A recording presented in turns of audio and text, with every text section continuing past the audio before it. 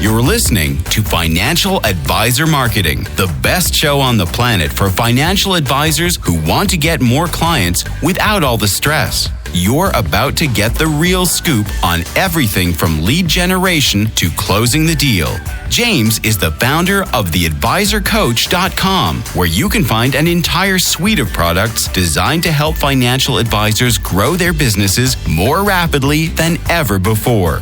Now, here is your host, James Pollard. Hey, financial advisors. Hope you're doing well. In this episode, I want to talk with you about the idea of a marketing budget.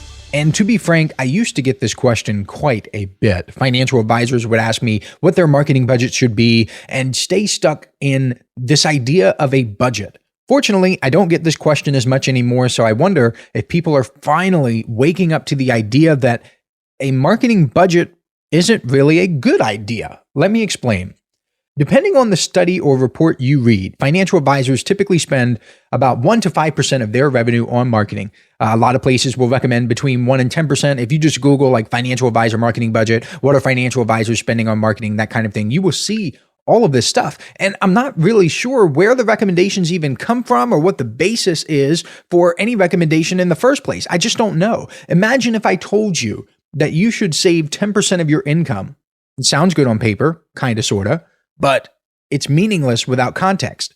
What if you're drowning in debt and can't even afford to pay your bills? You're not going to get to 10%. Well, what if you make $10 million per year and you live a minimalist lifestyle? If that's the case, then I would be forcing you to spend money that you don't want to spend because your savings rate is probably 80 to 90% or more. Again, the whole marketing budget thing, it's just like that advice, like save 10% of your income. It is meaningless without context. And one of the biggest mistakes financial advisors make when trying to build their businesses is that they take their financial advisor hat off. I mean, they stop thinking like financial advisors. When they're in front of clients, they obviously think like financial advisors, financial planners, because that is what they do. They make the financial plan, they walk through the investment management, they fill any gaps in like different plans for clients, so on and so forth. They think like financial advisors. That is the bottom line. But when they're not in front of clients, when they're by themselves, they don't think like that anymore. I want you to keep that hat on. I want you to take the same thought process you use when working with clients, and I want you to apply it to yourself and your business. Would you give blanket advice and blanket recommendations without knowing people or their goals? I hope not. So it's necessary to know your business and your goals before making a recommendation on what the specific percentage spent on marketing should be. And I'll give you a couple reasons why this is. First, obviously, your revenue compared to your preferred marketing strategy should be taken into consideration. Let's say your revenue is $1 million per year and you're running a lifestyle business. And we'll assume that your primary driver of new business is something like email marketing, okay? If you listen to the blanket recommendation of 5% of revenue, then you will find yourself trying to spend 5% of $1 million is $50,000. So you'll try to spend $50,000 on email marketing. Look, I'm sorry, but if you spend 50 grand per year on email marketing, then you are doing it wrong. You are getting screwed left, right, and twice on Sunday. The most a good email marketing software should cost is a couple $100 per month. But if you have your heart set on a percentage, then it's going to lead you to make bad decisions and be wasteful. Just like the person making $10 million per year, I say, save 10% of your income. The person's like, well, wait a minute, I'm saving a lot more. You want me to cut back? The blanket recommendation does not work. And if you're spending $50,000 per year on email marketing, which is a terrible, terrible, terrible idea because it should not cost that much, then the money would have been better off in your pocket.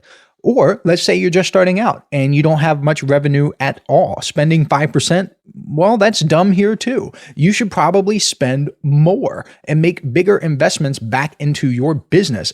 Again, it is a percentage. It is a percentage of your total revenue. If your revenue is less, then you should probably crank it up.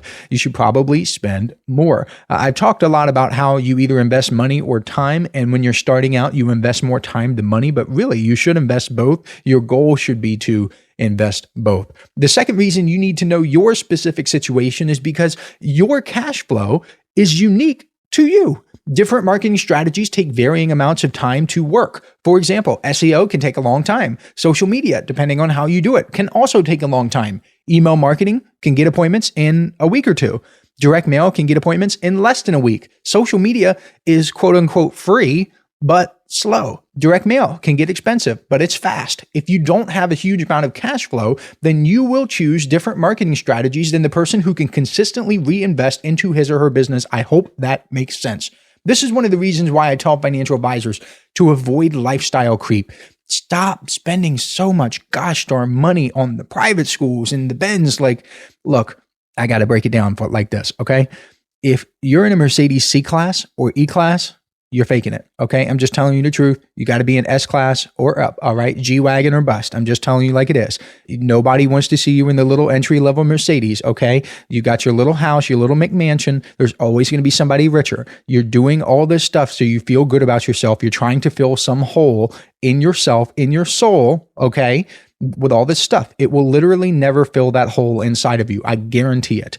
Avoid lifestyle creep. I would rather be the person making $20,000 per month and living on $5,000 than the person making $50,000 per month and spending it all. Because if I'm making 20 and I'm keeping 15, then that's $15,000 that I can use to reinvest in my business and grow the machine bigger and bigger. The person who spends all the money and has no cash flow is limited with marketing options. The person who makes $50,000 per month and spends all of it cannot make investments into his or her business. That person cannot try marketing experiments and have marketing experiences. So stop doing this. Stop. Nobody cares. Literally, not a single person cares. I've been there. I've had like fancy watches and stuff like that. I've never gone crazy. I've never spent obscene amounts of money, but I've had little trinkets here and there. They're all meaningless. Like they don't mean anything. The third reason you need to evaluate your specific situation is because you might be further along in your marketing journey than the next person. All of these things are unique to you. That's the reason why a blanket recommendation that you get from the internet might not work. You might already have marketing assets that you can use. If that's the case, then you can spend money faster and in greater quantities, and it will still make sense for you. Let me give you an example. A financial advisor with a good website, a good LinkedIn profile, and a good lead magnet who can run online ads can pour money into them and have them generate a far greater return on investment than a financial advisor with a bad website, a bad LinkedIn profile, and a bad lead magnet. Simply because the advisor with the good marketing assets is going to have a higher conversion rate. And if the advisor with a higher conversion rate puts money into it, leads to more appointments, more clients, and it is what is going to lead to exponential growth, which is the feedback loop. We're going to discuss that a little bit later. The same is true with financial advisors with niches and without niches. I did a webinar not too long ago, and I said that business owners wasn't a niche, and a financial advisor asked me, well, what about entrepreneurs? Are you freaking kidding me? There are more than 30 million small businesses in the United States alone. If you try to target business owners, and I target something like chiropractors in the Tampa area, I'm going to smoke you every time, which also means I can spend more money on my marketing and I can grow my business faster as long as I'm smart with my cash flow. These are all reasons why blanket recommendations do not work. And I want you to understand there should be no such thing as a marketing budget. Not because just a blanket recommendation doesn't work, but because here's the practical reason, the reason that puts money in your pocket. You should keep spending on good marketing until it stops working. Are there cash flow restraints? Yes. Should you have test budgets where you test something to see if it works? Yes, that is not a marketing budget. That is a test budget. But a quote unquote marketing budget? No way. I apologize for getting nitpicky with the words here, like test budget versus marketing budget, but it bugs me when people ask questions about marketing budgets, because assuming your marketing is working, there is no reason why you should put a cap on it. The inverse of this is the idea that a marketing budget, it supposes that you should spend money no matter what, even if your marketing doesn't work. If you set a rule to spend 5% of your revenue on marketing no matter what, then that could be a waste of 5% of your revenue. Your marketing should serve you. How do you know for sure that your marketing is working? Well, that's why I talk a lot about tracking. I talk a lot about measurement, and that could be an entire podcast episode by itself. I don't think I'm going to do it because I reserve that stuff specifically for Inner Circle members. But there's a reason why I say to keep campaigns running until they don't work anymore, because there will probably come a day when they stop working. The issue here is that human beings are primed to think linearly. Marketing doesn't work that way. At least most marketing doesn't, or not for very long. Okay. I know I'm speaking in generalities here, but just take my word for it. Marketing really doesn't work linearly. If you put $1 into your marketing campaign, it might start off by giving you $2 back, but then it gets down to $1.50, then it gets down to $1.10, and then you should consider pausing it or changing something. Hey, financial advisors. If you'd like even more help building your business, I invite you to subscribe to James's monthly paper and ink newsletter, The James Pollard Inner Circle. When you join today, you'll get more than $1,000 worth of bonuses, including exclusive interviews that aren't available anywhere else. Head on over to theadvisorcoach.com/coaching to learn more. You also have to consider the opportunity cost of your marketing dollars. And you do that by asking yourself if you are getting the highest and best use of your resources. You could spend $1 here and get $2 back, but if you spend $1 somewhere else, you could get $3 back. That's one reason why I say to have multiple marketing strategies, because by having multiple marketing strategies, you can identify your opportunity cost and therefore maximize your dollars. But hey, what do I know? A good example of how linear thinking harms us is when we're hungry. Let's say that you haven't eaten anything all day and a nice juicy steak. Oh my goodness, it seems like it would be wonderful. So you eat a nice, let's just say 8-ounce steak. It tastes so good. You're not hungry anymore. And it's a wonderful experience. Well, if one steak did all that good for you, you start to think about having a second one. So you eat a second 8-ounce steak, but wait, it's nowhere near as good as the first one because it comes with diminishing returns. And sometimes that happens in marketing too. I think we fail to realize that everything in excess reaches saturation. This is another reason why I talk about multiple marketing strategies. It's literally the holy grail of marketing. And it's something that I beat into my Inner Circle members' heads because if you only make cold calls, for example, eventually you are going to hit a limit, aka saturate that strategy. Everything in excess reaches saturation. There is an upper limit with cold calls, either with your efficiency or your effectiveness. Let's say that you master your craft and you work 24 hours a day, 7 days a week. That would be the upper limit. Your returns would be diminished past that point. Once you are a total master and you are filling every waking minute with cold calls, you cannot improve past that point. There is no more growth at all, period. None, not even linear. I'll give you another example. I'll give you an example outside of financial advisor marketing and financial advisor businesses, because financial advisors tend to get these examples a little bit better because they're not as close to the industry. At the beginning of 1970, almost 50% of Americans were considered overweight. This number crawled up to almost 60% by the end of 1980. So in the mid-2000s, almost 75% of Americans were deemed overweight. There were people projecting out from these numbers from 1970 to 1980 in the mid-2000s and saying that all Americans would be overweight by 2048. But they arrived at that conclusion by using false linear regression. And if things work like this in real life, by 2070, over 115% of Americans would have weight problems. That's not going to work. That doesn't exist. You can't have 115% of Americans. So the growing trend is not a straight line, no matter how it may look.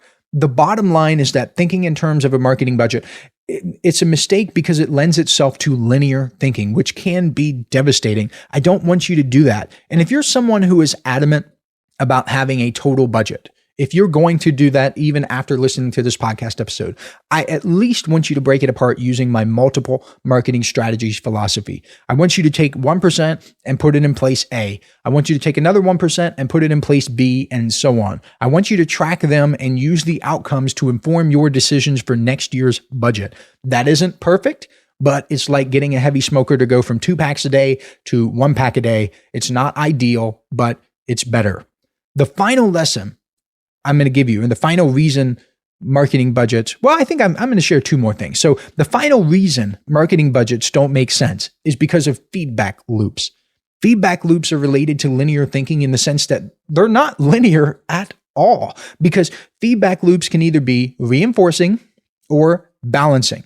In reinforcing loops, elements perform the same action, resulting in exponential growth or decay. A balancing loop, on the other hand, is kind of sort of, well, it is like a thermostat. If it gets too cold, the heat kicks on and it brings it back to normal. A lot of financial advisors have balancing feedback loops with their comfort zones. Let's say a financial advisor is programmed to make $200,000 per year in personal income. If it's December and that advisor is only at $150,000, he will push and strive to do whatever it takes to get back to his comfort zone. Likewise, if it's December and he's already at $200,000, he will likely coast for the rest of the year because of his internal balancing feedback loop. He is in his comfort zone. Tracking your metrics and applying what you learn and being consistent can lead to an exponential growth feedback loop. This is a reinforcing feedback loop, not a balancing one, a reinforcing one. And reinforcing can either be exponential or it can lead to decay. But again, tracking your metrics, applying what you've learned, being consistent can lead to exponential growth. Because if you split test 2 things and you get a winner, then you can test against the winner, and then you can test against that winner. And if you're trying multiple things, the 80-20 rule kicks in, which means one of those things is going to get you 80% of your results. And by definition, you will have exponential growth. I don't care who you are. I don't care how you feel about this. It is literally math applied to business. These are mathematical principles. If I keep finding things that get 80% of your results and I stack them on top of each other and I build a business around that, I will get exponential growth, period. You renting the same trade show booth every year does not lend itself to exponential growth. It is the same thing repeated over and over and over and over. I am finding things that win. I'm putting them together. I'm finding the stuff that gets 80% of the results, and boom, exponential growth happens. On the other hand, with the decay, not getting adequate sleep, that can lead to a decaying feedback loop. You sleep poorly, so you don't do well in business, which stresses you out. Since you're stressed out, you don't sleep very well. That makes the problem worse. This is why I stress that your business is a reflection of you. Not because I want to sound like some guru or anything, but because this is math. The numbers in your business are subject to feedback loops, which can either have exponential growth or decay. And the best way to avoid the decay is to improve yourself as a human being, because you and your decisions cause the decay to happen. So you want to avoid that. The final thing I want to talk about, and I will leave you with this, I promise, is that some financial advisors will dupe themselves into trying to get the biggest bang for their buck instead of trying to get the biggest bang. This is a seductive mistake that traps a lot of people, including me. I fell for this for a long time. I want to make sure you don't do the same. I was a return on investment chaser. I thought I was being smart. I figured if I could buy a $20 book and use it to make $500 in my business, that's a 25x ROI. Great deal, right? Sure. But my mistake was focusing only on investments with a massive ROI. And you might be like, well, James, wait, didn't you just talk about opportunity cost? Aren't I supposed to be maximizing my dollars? Yes. But the problem is that these investments with massive return on investment returns, I guess, they're few and far between. What I should have been doing is trying to get the biggest bang. So let's walk through some numbers. Continuing with the book example. If I buy a $20 book and I use it to make $500 in my business, that's a 25x ROI, but only $480 profit. That's nothing to write home about. But if I go through a course for $2,500 and I 4x my money instead of 25x, I only 4x my money, that's $10,000 and $7,500 profit. Now we're talking. Or let's imagine that I hire a consultant for $50,000 and that consultant only nets me a meager 1.5x ROI. That's still $25,000 in profit. So we've gone from a 25x ROI in books to, let's say, a 4x ROI in courses to only a 1.5x ROI with consulting and one-on-one help. But the amount of money, the net profit is much, much greater. I want you to think about that. If you're trying to get the biggest bang for your buck, try focusing on getting the biggest bang, period. So should you have a marketing budget? To recap this entire episode, no. But I know a lot of you aren't going to listen to me. You're still going to have your goofy little marketing line item and basically throw most of the money away. For the few of you who are going to listen to me, this can help you quite a bit, and I hope you enjoyed it. With that said, I'll catch you next week. This is thepodcastfactory.com.